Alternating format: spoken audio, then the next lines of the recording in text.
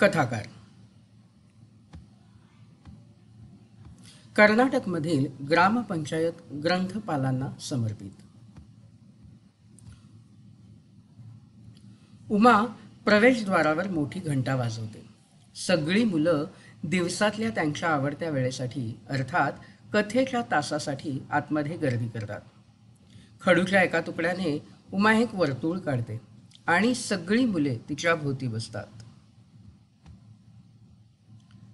आवडते पुस्तक उचलण्याची आज उमाची पाळी आहे. उमा हाताने आळोखे पिळोखे घेत बोटांची खेळ खेळत असं एक पुस्तक उचलते की ज्याच्या मुखपृष्ठावर अनेक पुस्तके आहेत आणि ते पुस्तक ती विद्या अक्काकडे देते. अक्का, तुम्ही आमच्यासाठी ही कथा वाचाल का? नक्कीच उमा, पण आधी तू सगळ्यांना हे सांगशील का की हेच पुस्तक तू का निवडलं आहेस?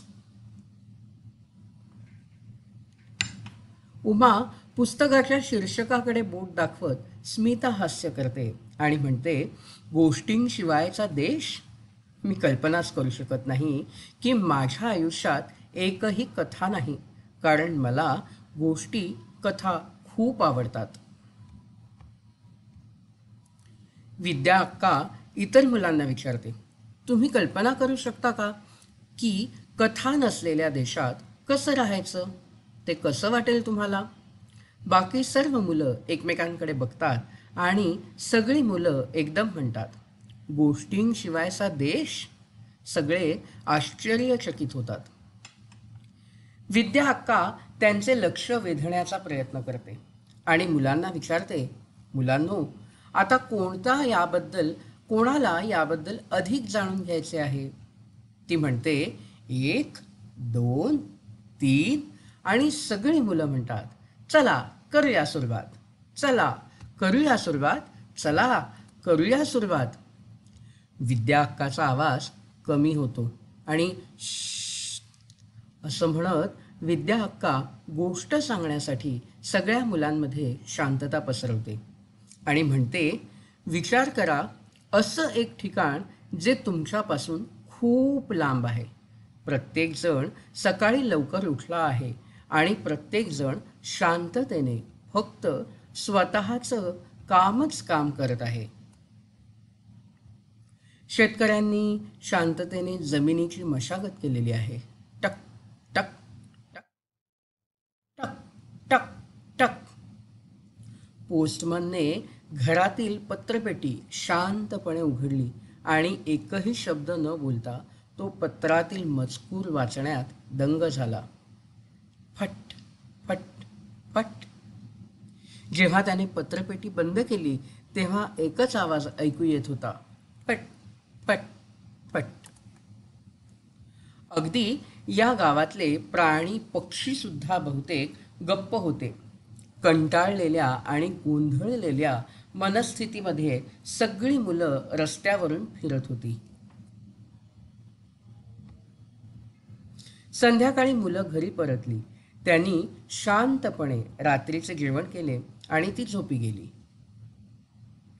दिवसभराच्या कामामुळे त्यांचे पालक देखील खूप थकले होते आणि कोणत्याही कथा लक्षात ठेवण्याची त्यांची मानसिकता राहिली नव्हती. आजी आणि आजोबा देखील शांतपणे घरातील एका कोपऱ्यात गप्प बसून होते. जणू काही कोणीतरी या देशातील लोकांवर जादूच केली आहे. गंटूने विद्या अक्काला आवडले आणि म्हणाले, माफ करा, गंटूने विद्या अक्काला अडवले आणि म्हणाला, अक्का, अक्का, मला माहिती आहे, जसे की आपण TV रिमोटवर म्यूट बटन दाबतो अगदी तसंच ना? अगदी बरोबर गंटू, तू छान संबंध जोडलास गप्प बसण्याचा आणि आपल्या TV रिमोटचा, विद्या अक्का म्हणाल्या.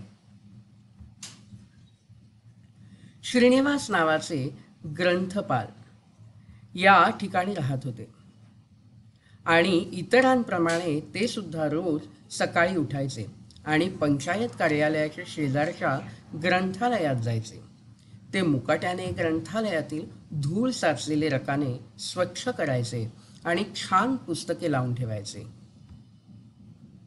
दुपारच्या वेळी ते त्यांच्या बाकावर बसायचे आणि मोठ्या खिडकीबाहेर आशेने पाहत असे की कोणीतरी ती पुस्तके वाचण्यासाठी आत येईल. पण संध्याकाळपर्यंत कुणीही न आल्याने ग्रंथालयाला एक मोठे कुलूप लावून 5च्या सुमारास ते घरी जात असत. एकदा रात्री त्यांना वाटले की किती छान होईल की जर ह्या गावातली मुलं माझ्या ग्रंथालयात येऊन सुंदर सुंदर गोष्टींची पुस्तके वाचतील, किंबहुना त्या कथा ऐकण्याचा आस्वाद देखील घेतील. त्या रात्री श्रीनिवासला एक स्वप्न पडले. त्याच्या स्वप्नात तो 8 वर्षाचा मुलगा झाला होता. त्याच्या आजूबाजूला अजून बरीच मुलं होती. ते कोणाकडे तरी बघत होते, पण हे नक्की कोण होते? डिंग डिंग डिंग डिंग डिंग डॉंग. पाहिलं तर ती एक म्हातारी दिसत होती. तिने एक रंगीबेरंगी झगा आणि एक विचित्र दिसणारी लटकलेली घंटा असलेली शंकूच्या आकाराची टोपी घातली होती. तिचे हात हवेत वर खाली होत होते आणि दर काही सेकंदांनी तिच्या डोळ्यातील रूप बदलत होते. सर्व काही मुलांनी तिचे ऐकले. काही हसले तर काहींना धक्का बसला, पण कुणीही कंटाळवाणे किंवा अस्वस्थ दिसत नव्हते. दुसऱ्या दिवशी सकाळी श्रीनिवास उठला आणि त्याने ते स्वप्न आठवण्याचा प्रयत्न केला, पण त्यात तो गोंधळून गेला. सकाळी कामासाठी तयार होऊन तो कामावर गेला. ग्रंथालयातील धूळ खात असलेली पुस्तके त्याने झटकली आणि त्याच्या मोठ्या लठ्ठ नोटबुकमध्ये काहीतरी लिहून काढले. मग दुपारचे जेवण झाल्यावर तो त्याच्या डेस्कवर बसला आणि रिकाम्या खिडकीकडे पाहिले. ये त्याने काही मुलांना ग्रंथालयातील खिडकीजवळ फिरताना पाहिले होते. त्यातील एक जण खिडकीजवळ आत आला आणि आत डोकावून म्हणाला, मी आत येऊ का? ये. त्याची आई त्याच्या मागे काही पावलांवर उभी होती. श्रीनिवास यांनी लगेचच त्या मुलाला आत बोलावले. ये. तो मुलगा आत जाण्यासाठी थोडा घाबरला होता, पण त्याचवेळी त्याला आत काय आहे याची उत्सुकता देखील होती. त्याने त्याच्या आईकडे मागे पाहिले आणि तिला जवळ बोलावले. त्यानंतर ते दोघेही ग्रंथालयात आले. श्रीनिवासने त्या लहान मुलाला विचारले, तुझं नाव काय बाळा? अप्पू, तो लहान मुलगा म्हणाला. सकाळीच ग्रंथालयात आलेल्या नवीन पुस्तकांचा गठ्ठा श्रीनिवासला आठवला. त्याने अप्पूला विचारले, तुला एक गोष्ट ऐकायला आवडते का? अप्पूला गोष्ट म्हणजे काय हेच माहिती नव्हते, पण त्याला ते जाणून घ्यायला मात्र खूप जास्त आवडणार होते. त्याने होकारार्थी मान हलवली. इकडे बस अप्पू, असं म्हणत श्रीनिवासने कथा वाचायला सुरुवात केली. एकदा एकेकाळी पुढील 30 मिनिटांकरता अप्पू निस्तब्ध झाला आणि त्याचे लक्ष श्रीनिवासच्या चेहऱ्यावरून अजिबातच हलले नाही. अप्पूने पाहिले की श्रीनिवासचे हातवारे हे एखाद्या मातब्बर कलाकाराप्रमाणे गोष्ट रंजकतेने सांगण्यात गर्क होते. श्रीनिवासच्या चेहऱ्यावर अनेक बदलते भाव होते. आवाजात चढउतार होता, त्यामुळे ते ऐकायला फारच रंजक वाटत होते. अप्पूने यापूर्वी असे कधीच काहीही ऐकले नव्हते. काही वेळासाठी अप्पूला तो त्या कथेतीलच एक पात्र असल्याचा भास होऊ लागला आणि ती गोष्ट अप्पूला त्याच्याच सारख्या एका लहान मुलाची कथा वाटू लागली. गोष्ट संपल्यावर श्रीनिवास अप्पूला म्हणाला, उद्या नक्की ये हं परत.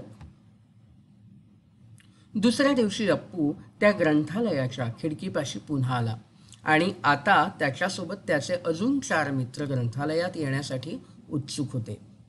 श्रीनिवासने त्या सगळ्यांना आत बोलावले. त्यानंतर अप्पू सगळ्यांचा म्होरक्या झाला आणि आज सगळ्यांनी मिळून कथेचा आस्वाद घेतला आणि पुन्हा परत येण्याची शाश्वती दिली.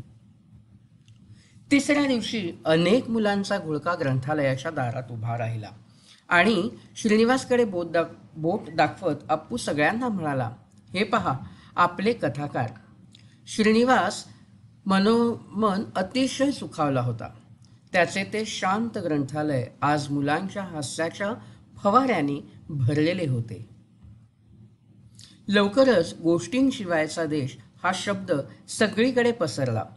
गावातील प्रत्येक जण आता या कथाकाराला भेटण्यासाठी खूप जास्त उत्सुक होता. गावातील सगळ्या बायका आपल्या लहान लहान मुलांना गोष्टी ऐकायला घेऊन आल्या. गावातील शाळेमध्ये आता श्रीनिवासला कथाकार म्हणून गोष्टी सांगण्यासाठी बोलावणी येऊ लागली. जी मुले शाळेत कथा ऐकू शकणार नाहीत त्यांच्यासाठी कथाकार त्यांच्या घरी गोष्टींची पुस्तके घेऊन जाऊ लागला.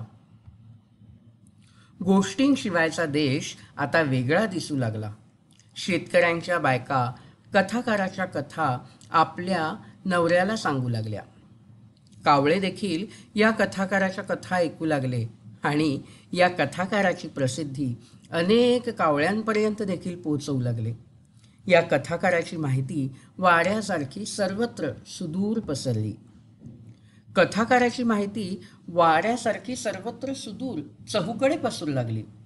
आता दुपारी मुले उगाचच भटकत नसत. वयाने थोडी मोठी मुले आता स्वतःच्या कथा लिहू लागली आणि त्या कथा इतर लहान मुलांना कथाकाराप्रमाणे सगळ्यांपर्यंत पोहोचवू लागली. या अशा सगळ्या गोष्टी ऐकून आता मुले हसू लागली. स्वतःचे प्रश्न स्वतः सोडवू लागली. काल्पनिक राक्षसांची झुंज देऊ लागली आणि काही कुपिते देखील स्वतःजवळ बाळगू लागली. गोष्टींशिवायचा देश आता गोष्टींच्या खजिन्याने भरलेला देश म्हणून ओळखू जाऊ लागला.